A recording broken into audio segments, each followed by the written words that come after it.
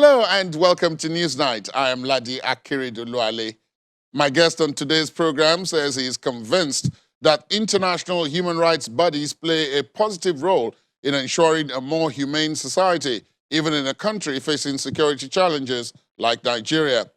My guest also thinks that granting amnesty to repentant bandits is a very bad idea. NewsNight talks to the head of Transparency International Nigeria, as well as chairman of board of the Transitional Monitoring Group, the TMG, Mr. Awal Musa Rafsanjani.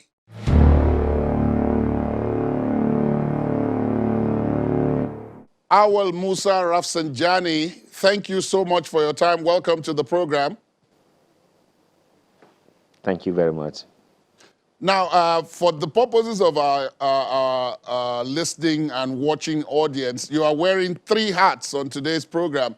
You are head of Transparency International Nigeria, you are head of Amnesty International Nigeria, and you are chairman of the board of the Transition Monitoring Group, correct? Correct. Okay, let me start with the first of those hats. Taking you on in your role in Amnesty International. What does Amnesty International Nigeria think of the situation with human rights and monitoring of human rights and how redress for those whose rights have been trampled upon, shall we say, have been attended to? What's the situation report on that? Thank you very much. Amnesty International Nigeria is very much concerned and worried about the way and manner in which human lives have lost value in Nigeria as a result of instances killing, it was orchestrated violence, and impunity attributed to also the way human rights issues are handled or malhandled in Nigeria. So it is really very, very, worrisome for us, and that is why Amnesty International continue to campaign against violation of fundamental rights of Nigerians, irrespective of their class, whether gender or whether people with disability or young people, every other person, in Nigeria. We are worried and concerned about the way in which some powerful individuals in the society and sometimes government agencies handle their rights. So we will continue to campaign and advocate for protection and promotion of human rights, irrespective of the backlash that we continue to receive by those who did not wish the right of Nigerians to be respected. So we are very much worried and concerned with the state of insecurity in the country, because the insecurity is getting out of hand. Kidnapping, organized crime, around banditry, around insurgency, around brutality by some security agent, and also those people who are enjoying this impunity, who claim to be speaking for the government. Sometimes also their action, really give us so much worry and concern that officials that are supposed to be championing the protection and promotion of the right of Nigerians are the very one that are even creating conditions for such kind of impunity and disrespect of the right of Nigerians. Particularly when you look at the emasculation of freedom of speech, freedom of movement, and all other constitutional sign and other regional and international protocols and conventions that seek to protect and promote right of Nigerians. Some of the people in authority, they do sometimes ignore it, and when we speak about it, they call us all sorts of names. But we are not worried about that. It is part of the work. It is part of our determination to ensure that we expose human rights abuses and seek redress to fundamentally address those fundamental human rights abuses that Nigerians are suffering in the hands of those who are supposed to actually protect them. So Amnesty International Nigeria, I'm sorry to interrupt, but it does appear as if the assessment that Amnesty International and other such groups give is weighted against those in authority, and that may be why some of the backlash you're talking about occurs. If you take the last statement from the federal government on amnesty and what amnesty does with reference to Nigeria, they were very specific. They did point out that while Amnesty is very concerned about the issues relating to those in authority and how they allegedly affect human rights of the citizens, they're very silent on what happens when kidnappers storm people's houses and take away their children. They storm schools, they kill and maim people, robbers and so on, who also violate human rights. That Amnesty does not seem to be concerned about that, and that in tackling some of those challenges, the government has to do some things which may, without deep thought or without deep examination, appear to be infringements of human rights. So, again, where is the balance? The issue of balance, I guess, is what is being emphasized. Well, I think for those who are familiar with the work that we do in Amnesty International, and if you go to our website, you go to our Facebook, you go to all our social media, you will see how Amnesty International Nigeria continuously condemn attack on, even security agents, police, and government institutions. So for anybody to come and talk about that we don't condemn the act of atrocities or violation by other bandits or by any other group, that is just a sheer mischief, and we did not intend to join issue with those people who are collecting money to speak ill about what we are doing or what Nigerian NGO are doing in terms of it's funny that you should say that. Those people it's funny that you should say that, because that same accusation is leveled against you and organizations such as yours, that you guys collect money and that is why you seem to ignore quite a bit of what the authorities and others who take the view that you are not acting in the interest of the country make accusations of you about, that you are also taking resources from outside the country, and that's why you don't seem to take into cognizance what is going on and the way the battle needs to be fought within the country for us to tackle the security challenges that you say you are concerned about. Again, this is another deliberate, mischievous distortion, and also diversion by those who benefit from continuous, of these human rights abuses in Nigeria in the name of a spokesperson of some so-called government official. As you may know, there's no single naira or whatever denomination that come to most of the civil society organization that is not accounted for or that is not audited for. Any organization that collects resources or money and it's not able to render account, on how it judiciously spend that money, that organization stand to, be blacklisted, blackmailed, and it can never raise one single naira. So Amnesty International, we do comply with Nigerian, laws. We also render account. We have our audit, report, and any donor or any individual that support the work we do, we also he or she also receive audited, report and account of whatever we have spent the money for.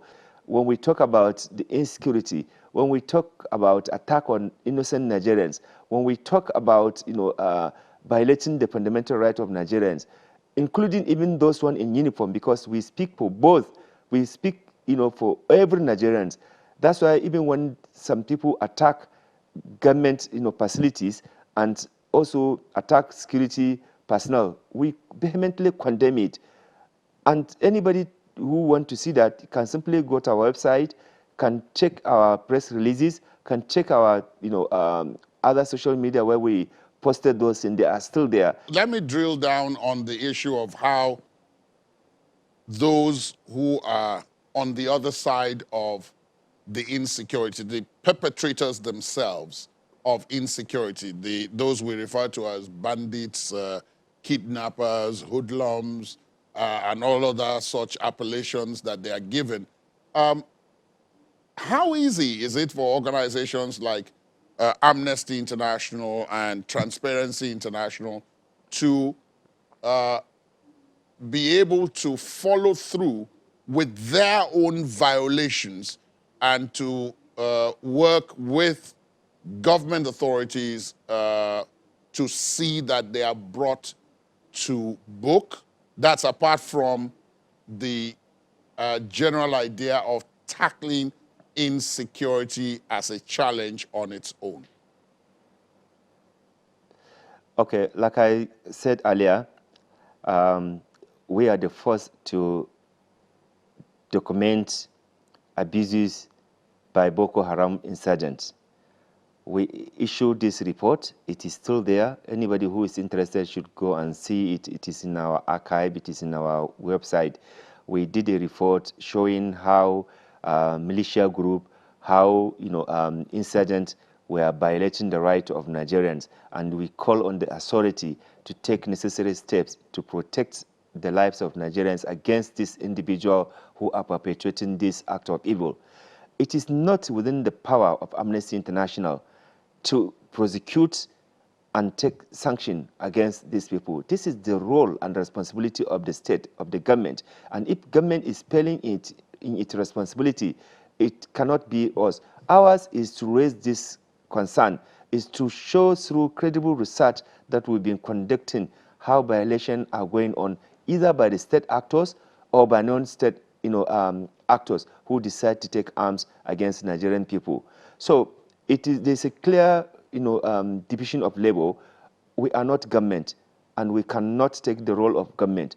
Ours is to educate, sensitize, mobilize, and demand for government proactiveness to tackle this issue through legal and constitutional means, not through extrajudicial means. I think that is very clear for people to understand. So Amnesty cannot replace government.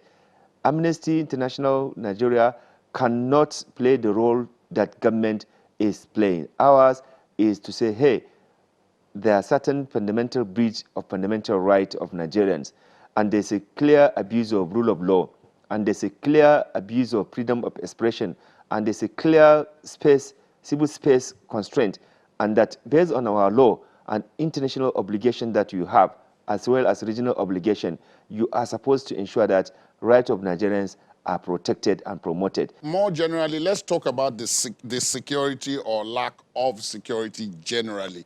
What is your own thought, apart from the fact that, of course, you are from the North, you operate within the North, what is your own sense about what is happening?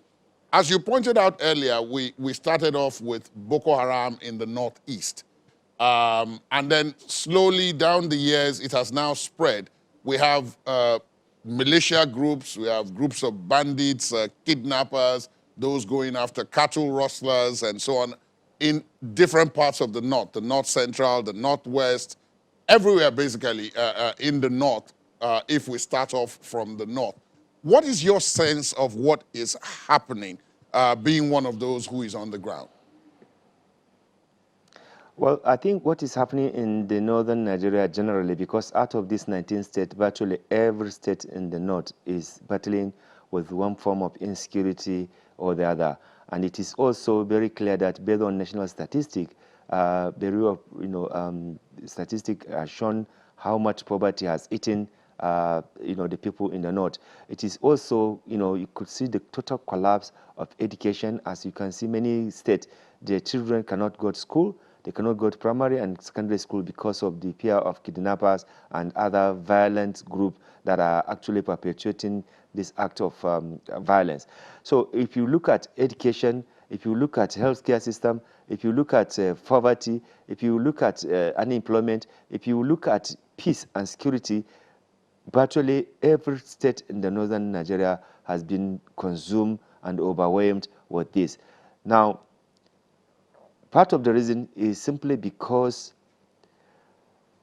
you are not having timely response to some of these problems. You do not need to wait until the problem happens, then you start looking for solution. You could prevent it. For example, you have millions of children roaming around on the street. They don't have parental care. There's nobody to care for them. If you go to motor park, some of them are even dying, because nobody can even identify their parent. And you did not take steps at local, state level to prevent such kind of, allowing children to come to the city center and be begging, and in the name of, Islamic or Quranic school. The Al-Majri system. Is that what you're the referring Al-Majri, to? Yeah, the Al-Majri. Yes, I'm talking about the Al-Majri system. Now, if you cannot, take steps to ensure that you protect these children from being abused, because usually you can see that armed robbers, criminals, Boko Haram, bandits, politicians who want to engage in political violence, religious fundamentalists, they are easily recruiting these children for destruction of their life, their future.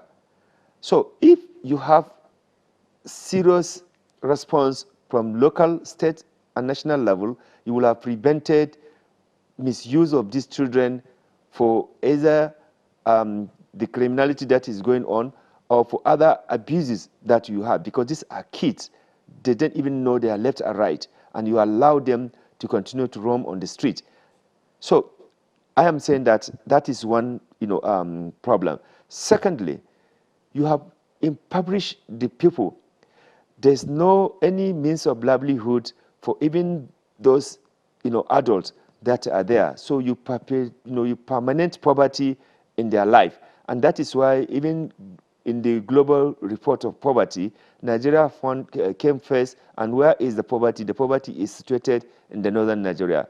The same gaps in terms of maternal mortality, the same gaps in terms of education. So something needs to be done drastically in the northern Nigeria by the leaders in the northern Nigeria, as well as the nation generally, in order to bring some level of sanity.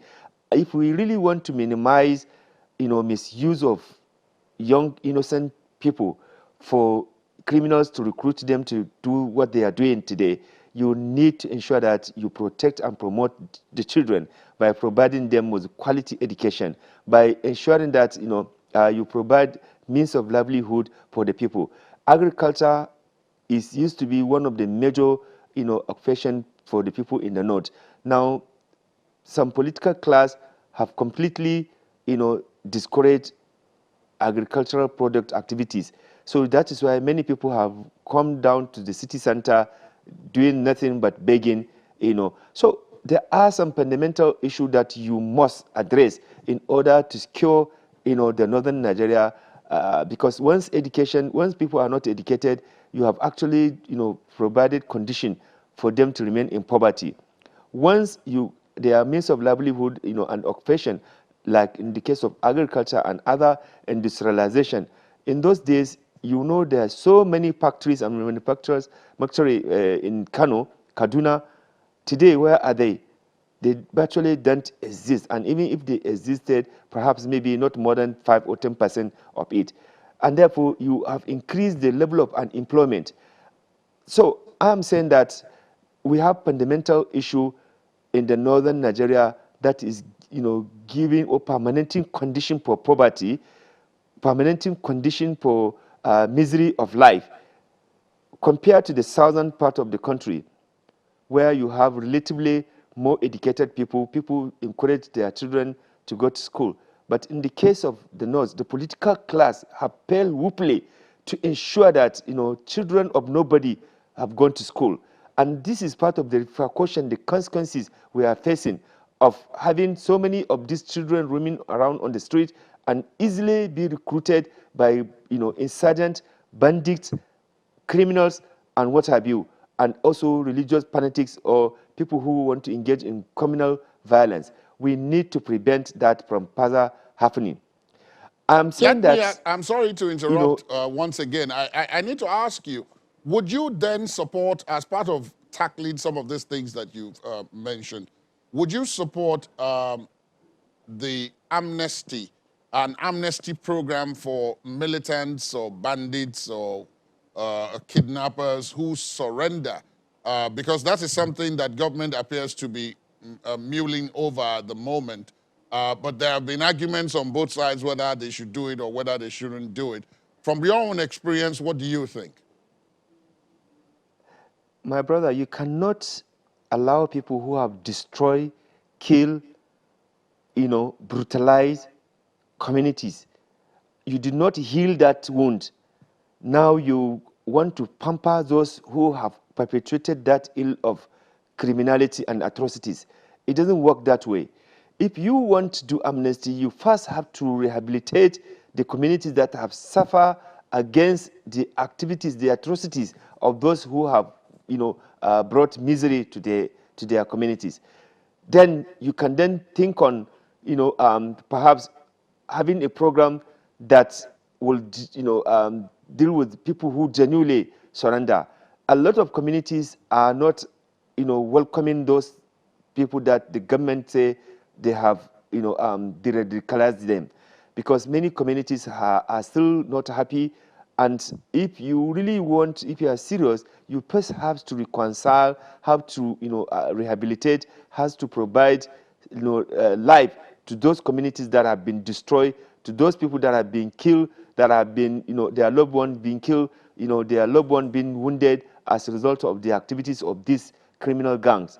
So any attempt to now say that you have granted amnesty or you are even treating them in a very preferential way, you are actually giving incentives for another round of people to go and engage in those kind of violence activities. So let us get it very clear. If government is sincere and honest about dealing with this, they should first go and rehabilitate and empower those communities and people that have been destroyed, by the activities of this bandit. Secondly, put in place, reconciliatory, mechanism that can mediate between these so-called repentant and the communities that have been aggrieved. If you do not do that, there's no way this arrangement will work. The third thing I just want to say is that if you say you want to do amnesty for either the militant or for the insurgent or for the bandits, I can assure you that the so-called people that you say you are giving amnesty, they are not the real criminals. Probably some of the people that you see surrendering are either the victim of those people that they kidnapped them, or maybe they've discovered that government had reached their position where they can no longer be active. But what we are saying is that the sponsors of all these criminals gangs, government must not claim or must not plan to say that they want to give them amnesty, because these are international merchants of violence who are orchestrating violence against the innocent Nigerians. So you cannot begin to talk about amnesty for these high-profile sponsors of criminals activities. They must face the law. Otherwise, if there's no deterrent, you are actually going to, encourage more of such kind of, impunity and abuses of rights of Nigerians. So we did not subscribe to pardoning people who are still very active in perpetrating criminal activities against innocent Nigerian people. I think we should get it very clear so that we do not mix and mislead Nigerians. Government must not mislead Nigerians to another round of crisis, because once you say, they are so-called de-radicalized or they have repented, and you do not take steps, like I said, to heal the wound, you are not doing any amnesty, but rather you are actually, creating condition for more people to be recruited, for more people to perpetuate in this act. And this whole idea of giving bandits whatever money they demand, it is also, we need to also interrogate it. Why is it that government officials are so quick in taking that option? Why are we saying that as a nation, we cannot, through our bilateral, speak to the other countries that have experienced such kind of situation to see what strategy, what other option do they have to be able to stop the situation in their own country? I think, for me, the whole question of, corruption in security sector is what led to what we are seeing. The armed proliferation in Nigeria is so much that you need to wonder, where are the police, where are the custom, where are the other intelligent organizations in government that they've allowed these huge weapons to be circulating in the country. So which means that those who are supposed to secure our border, secure our environment, they may have in one way or the other compromise. Otherwise, I cannot understand how in every community in Nigeria, the level of arms that you have there is very scaring, and you wonder when and how did people got those arms in their hands. So we need to interrogate the role that some people in authority are playing or not playing to allow the spread of these dangerous weapons that are being used to kill innocent Nigerians. And you ask yourself, why is it that powerful people in authority at local, state, and national level, the bandits are not visiting them, the kidnappers, they are not visiting them, the Boko Harams are not visiting them? Why is it that it is just the ordinary person selling pure water? Why is it that it is the ordinary person doing shoemaker? Why is it that it is the ordinary woman that is suffering, that is already dilapidated health-wise, that are the target of these people? Something is fishy, something is wrong. And that is why we are calling on the authority to protect and ensure that they take responsibility of securing every Nigerian and securing the country. All right, let me also ask you about the other proposal, which is that, well, as you pointed out earlier on in the interview, there are those who believe that probably government, to some extent, at various levels, appears to be somewhat overwhelmed. So you've had some people in authority, as you mentioned, say that Nigerians should rise up and defend themselves, which is another proposal that has been made, most notably by the Katsina State Governor, Aminu Masari. He's just the latest. There have been other people who have mentioned that before in the past, including the Defense Minister, General Magashi, and a number of others like that, who have said that Nigerians should defend themselves, that we mustn't just sit down and allow people to kidnap us and or maltreat us. Now, this is another proposal that has been made. What's your own thought about that? Well, I can understand the frustration and anger of particularly the Katsina State, governor. And the governor has been doing his best to see that, they deal with this level of insecurity. But apparently, he is not getting the cooperation and the support needed to, deal decisively with the level of the insecurity in the state. So probably out of frustration and anger, he, now call on Nigerians or the citizens in Katsina State, the Katsina State people, to rise up and see what they could do to protect themselves, because the system we are operating, where the central command, to activate action has to be, from Abuja. It is what is calling many Nigerians to say, look, we need to see what we can do in terms of our constitutional amendment to ensure decentralization of, response and authority for the security to take certain action. Because if you have to wait for Abuja, by the time they respond back to you, the damage will have been terribly,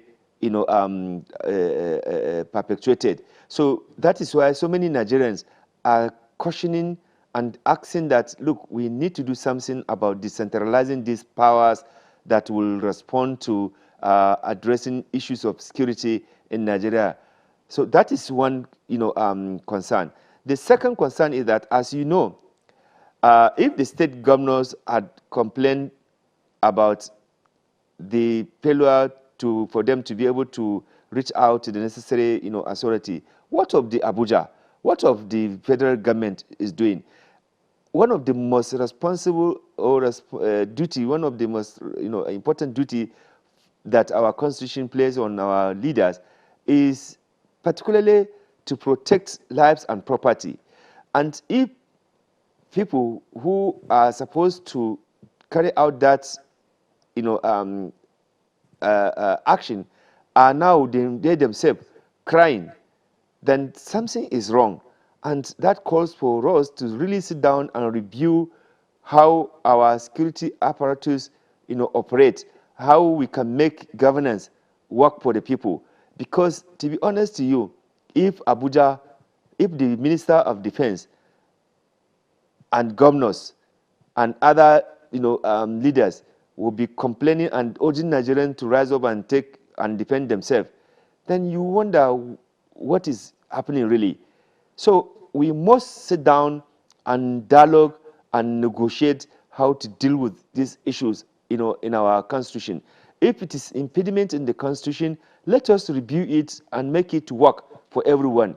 But to remain adamant and conservative about constitutional changes that will guarantee and protect the lives and properties of Nigerians, I think is disservice to the nation. So I want to say that we join forces, we join other progressive civil society and Nigerian people who are demanding for constitutional review and for operationalization of our constitution, because it's one thing to have all this amended in the constitution, but to make it operational and effective and efficient is another thing. So we need to sit down and really dialogue with one another to see how we can improve in our security, how we can improve in our governance generally.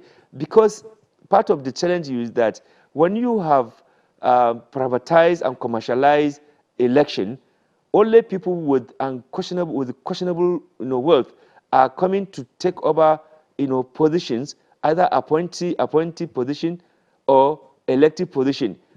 Now, if those who are hijacking political offices did not have the concern and did not have the interests of Nigerians at heart, they would even pretend that this problem does not even exist. Or if we point it out, then they will start making call and naming us all sorts of names, simply because we say wake up to the responsibility that you saw in with our constitution to do. So I think there's need for Nigerians to come and agree to see how do we ensure that people who are elected in the offices are people who really deserve to be there, not people who have commercialized and turn offices as entrepreneur thing. So they will see people dying as long as they can make money out of it. It doesn't care. It doesn't bother them, because in the first place, right from the beginning, they were a wrong set of people who have used money to perpetrate themselves in various offices at local, state, and national level. We need to bring some level of sanity. We have said it repeatedly that from now on, Transition Monitoring Group, TMG, is going to ensure that we observe and monitor how election and democracy delivers good governance.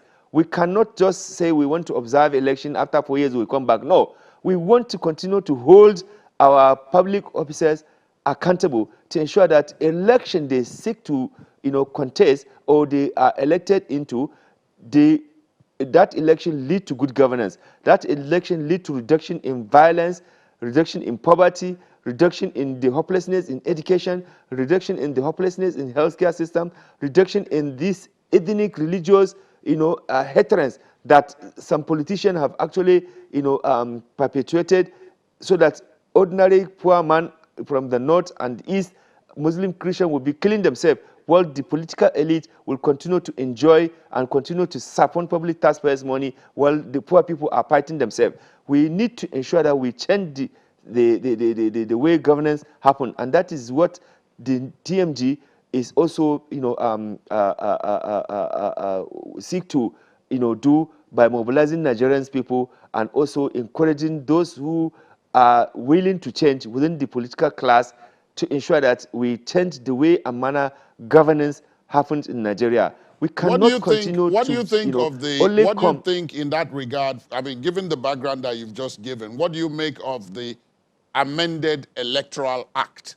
Because all the things you've said, the amended Electoral Act is part of the legal framework designed to make this happen. We have amended the Electoral Act and even the constitutional provisions to ease our electoral process, to make it more transparent, to make it more fair, more level on the ground for people. Do you think the latest amendment done, which has been signed into law by the president, is another step designed to help this process? Well, the amended act that was, assented by the president, even though we thank him for that, but there are a lot of gaps which Nigerian people advocated at the various public hearing by in the National Assembly. Deploying technology to make our, election more efficient, more transparent, and reduce human, interference. For some reason, those who did not wish Nigeria well, they objected to that. But if No, but it they is gave their about reasons. democracy, There will be those who question your statement that they don't mean well.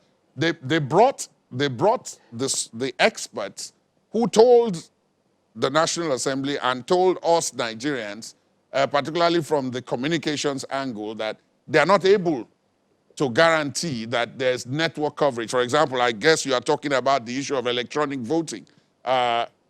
That they yes. cannot do this, that they cannot currently do it, even though later on we heard from As other a matter, agencies that it is possible.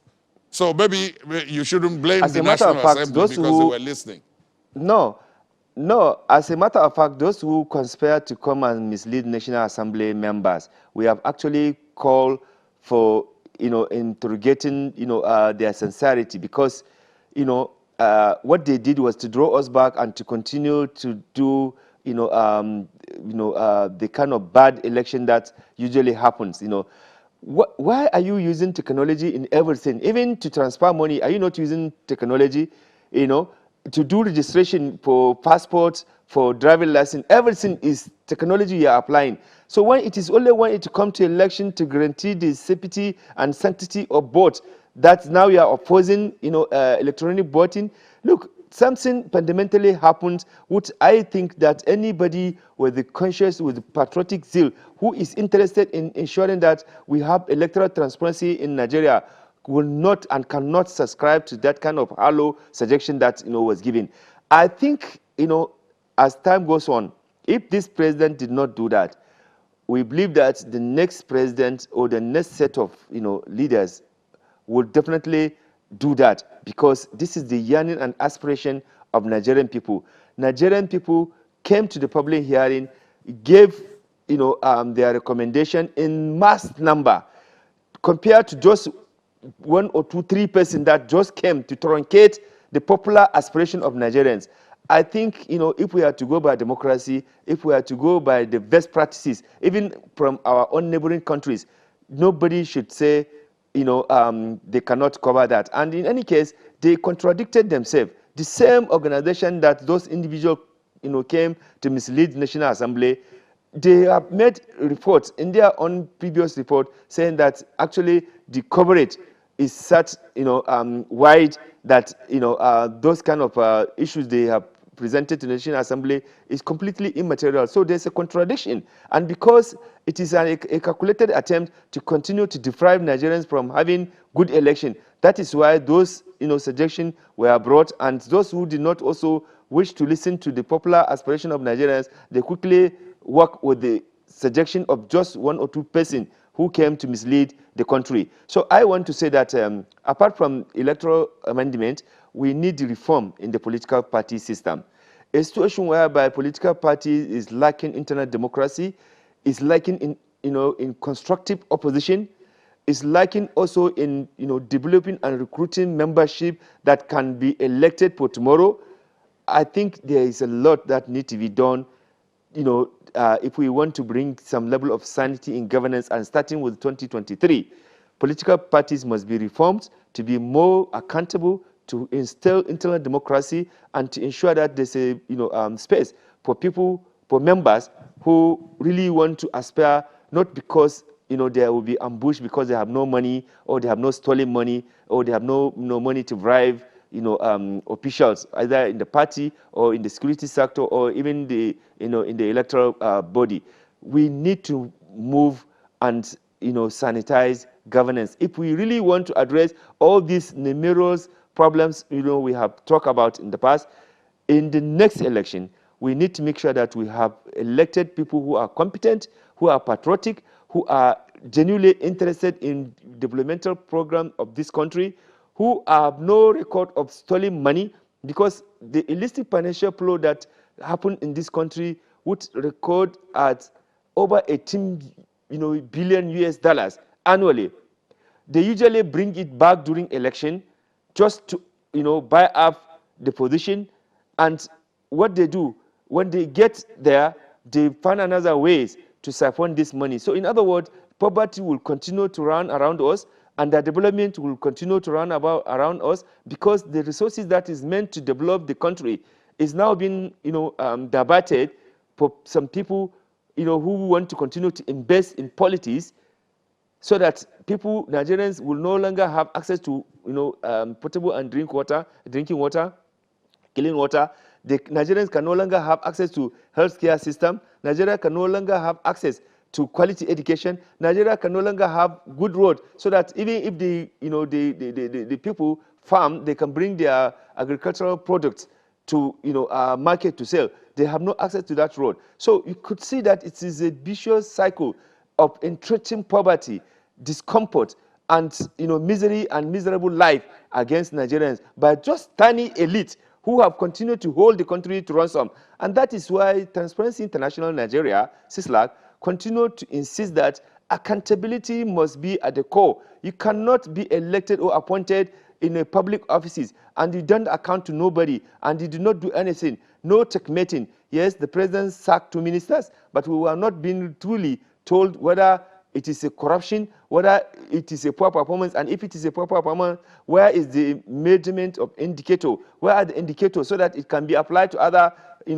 sleeping ministers and ministry that are not performing to the expectation of the constitution and Nigerian people? I think there's need to really drastically begin to scrutinize our public official, and also what they usually come through election, because even if you are appointed, you can still be made to be accountable, so that the system works like every other country. But otherwise, if you continue the trend the way it is now, you will even discourage Nigerians from participating in election, because many Nigerians, they think that to go and vote, it is a waste of time, because the result is not going to be what they want. Even if what they wanted had got a higher score, because of political corruption, manipulation, electoral manipulation, you will not see what you want, and you continue to make Nigerians to lose hope and confidence in the electoral process. But I thought the President Buhari had an opportunity to bring some level of sanity, being that he himself, he contested several elections, and according to him, it was electoral fraud that made him not to be president in those elections. I thought one of the best priority the President Buhari should focus attention on is to ensure that there is a level of sanity in the electoral process and in the political party system, as well as governance generally. But you can see that people are just doing whatever they want. Nobody, is worried. Those who are enjoying those lacunas, they are not worried, they are not bothered. But Nigerian people are worried and concerned. And I am hoping that, both organizations I represent, Transparency International, CISLAC, Amnesty International, Transition Monitoring Group, and many other civil society organizations, we are hoping that we will work together to ensure that we insist and demand for changes, positive changes that can galvanize and translate into a good governance in this country. That's the only way we can enjoy the dividend of democracy. But democracy cannot be a license for looting. Democracy cannot be a license for violence. Democracy cannot be a license for entrenching poverty. Democracy cannot be a license for all the kind of ethnic, communal, religious, fight that you see Nigerians are engaging, themselves. we must check that democracy, it is an equal opportunity for participation in economic development, for social integration, for well-being of the people. Democracy should be seen, as a platform, as an opportunity to make Nigerians really be productive, to make Nigerians be happy for, with their country, to make Nigerians be happy that, look, they can actually all collectively contribute to nation building. All right, thank you very much. Awal Musa Rafsanjani, thank you so much for joining us at this time. It's been a pleasure having you. Thank you very much.